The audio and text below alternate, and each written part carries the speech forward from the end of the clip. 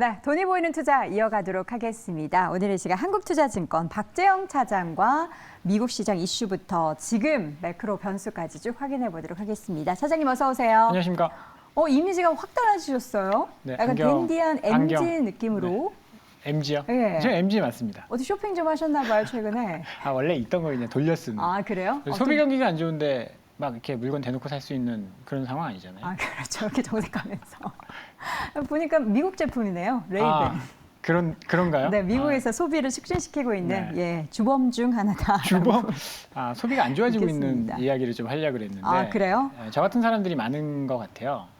이게 새로 산 거 아니거든요. 옛날에 안 쓰던 거 네, 꺼내서 쓰게 된다. 3년 전에 쓰던 거 이제 새로 썼는데 어. 이제 그런 분위기들이 지금 많이 나타나고 있어서 좀 걱정스럽다라는 거죠. 그래서 이걸 이제 전략까지 좀 이어가 보면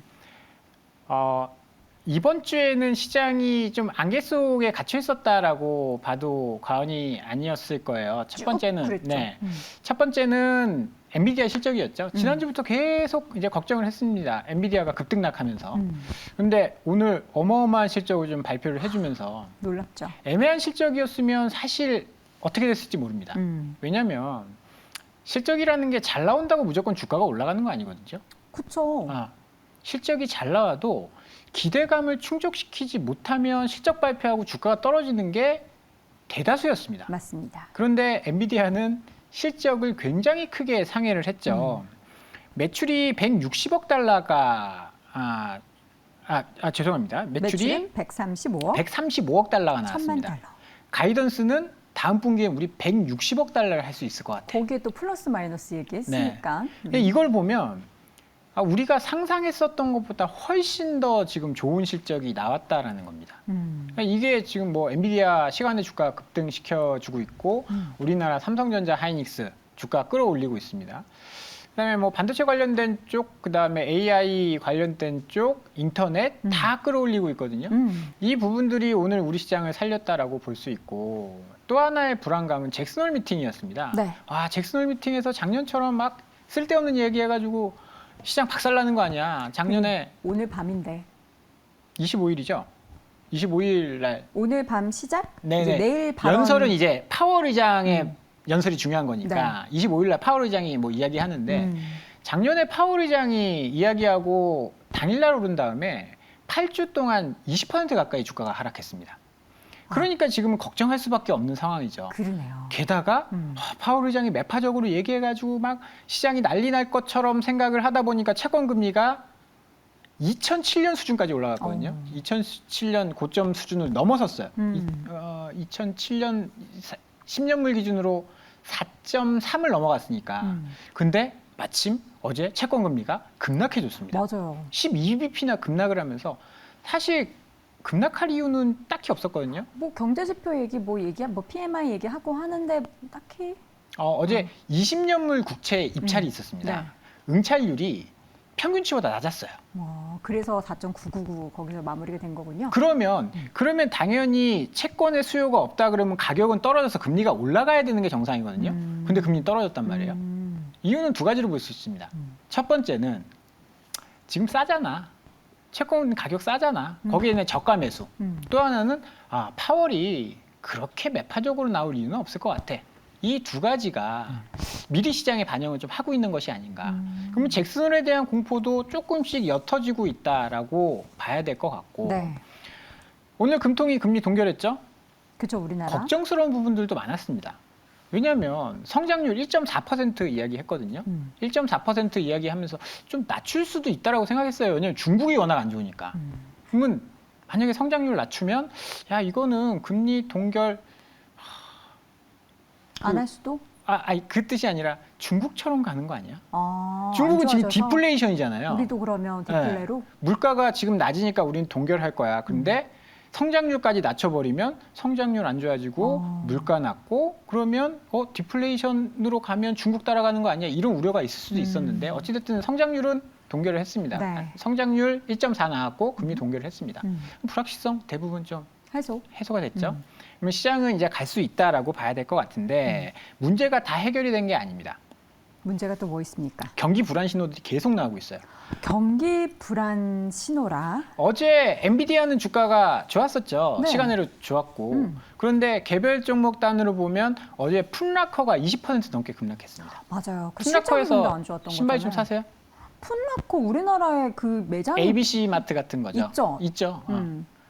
신발 파는 데잖아요. 저는 사실 최근에 막 운동화를 막 사거나 이러지 않았어요. 아, 운동화 안 사시는구나. 구두 신으시니까. 구두도 안 사요.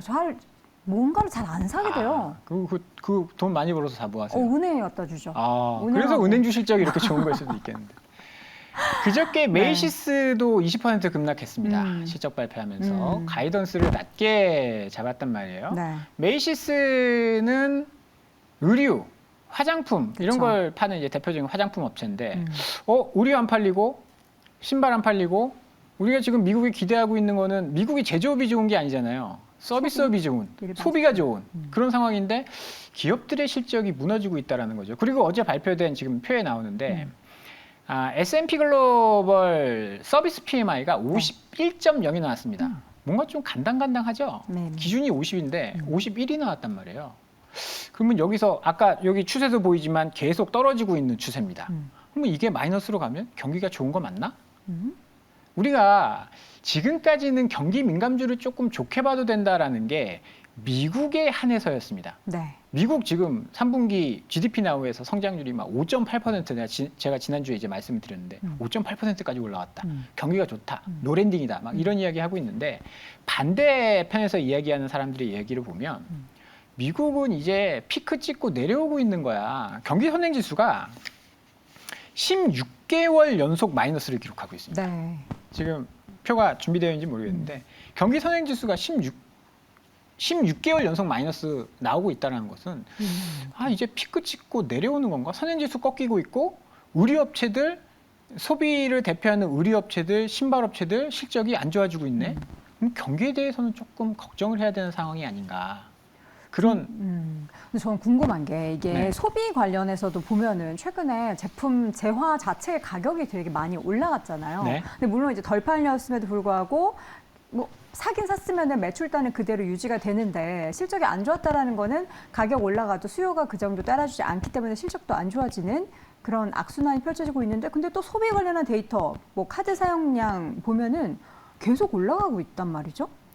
사긴 사야 되는데 싼 걸 샀다라는 얘기죠. 이번에 풋라커에서도 안 팔리니까 할인을 엄청 때려서 실적이 안 나오게 된 거고 메이시스의 실적이 안 좋은 거는 그러니까 카드 사용량은 많죠. 왜냐하면 먹고 쓰고 월마트의 실적은 좋거든요. 그쵸. 월마트와 메이시스의 차이는 월마트는 안 먹으면 안 쓰면 죽는 필수 소비재고 그렇죠. 그다음에 메이시스나 풋라커 같은 거는 재량 소비라는 거죠. 내가 돈이 100만 원이 있는데 물가가 올라서 쓸 돈이 많이 없어. 그러면 줄일 수 있는 거는 먹는 게 아니라 입고 뭐 바르고 신는 이런 재량 소비에서 줄일 수밖에 없다라는 거죠. 그런데 재량 소비에서 줄이다 보면 필수 소비재까지 갈 수 있다라는 겁니다. 그렇죠. 같은 걸 사도 참치 옛날에는 좀 좋은 거 막 동원 참치. 샀는데 이제는 그냥 제일 싼 거 고르게 되고 네. 스팸 먹다가 스팸 안 먹고 조금 저렴한 그 브랜드 고르게 네. 되고 이렇게 되잖아요. 그렇게 돼서 좀 둔화되고 있다라는 거예요. 그래서 네. 그러면 네가 하고 싶은 얘기는 뭐냐? 여기서 경기가 꺾여서 주가가 끝난다라는 거냐? 그건 아니다라는 겁니다. 방향이 엔비디아가 이제 노랜딩 때문에 사실 막 경기 민감주에 대한 기대가 높아졌다라고 하면 이번에 경기 관련된 지표를 보면 조금 균열이 생기는 것 같기도 하고 반대로 엔비디아의 실적을 보면 난 그런 거 상관없어. 나는 실적 잘 냈어. 이 자신감을 보여줬거든요. 그러면 시장은 다시 한번 성장주로 갈 수 있다는 겁니다. 지금 우리나라 주가 기준으로 보면 2,500선에서 이번 주 내내 움직였거든요. 네.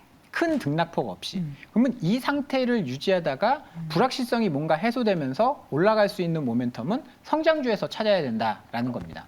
물론 그게 이제 HBM이 될 수도 있고 반도체가 될 수도 있고 인터넷이 될 수도 있고 바이오가 될 수도 있습니다.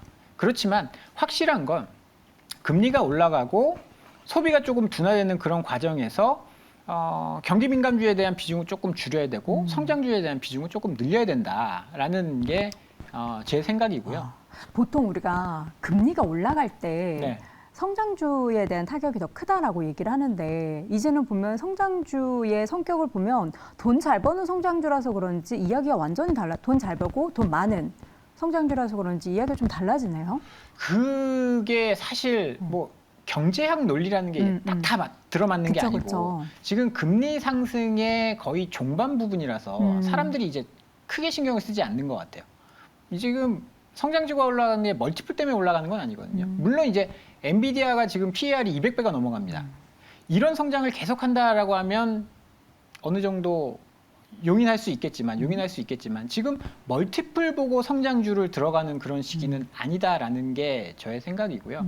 그래서 추세를 실적이 좋은 경기 민감주나 이런 쪽이 끌고 갈 것이냐, 네네. 성장주가 끌고 갈 것이냐, 둘 중에 하나 선택하라고 한다면 성장주. 경기에 대한 부담이 있기 때문에 실적을 보여준 성장주를 따라가는 게 맞을 것 같다라는 말씀을 좀 드리고 싶습니다. 네, 앞으로 시장에서도 성장주의 주가의 상승을 또 계속해서 기대하는 상황들이 연출이 될 텐데요. 관련한 종목에 대한 투자에 잘 귀 기울여 보시길 바라겠습니다. 오늘의 시간 한국투자증권 박재영 차장 함께했습니다. 고맙습니다. 감사합니다.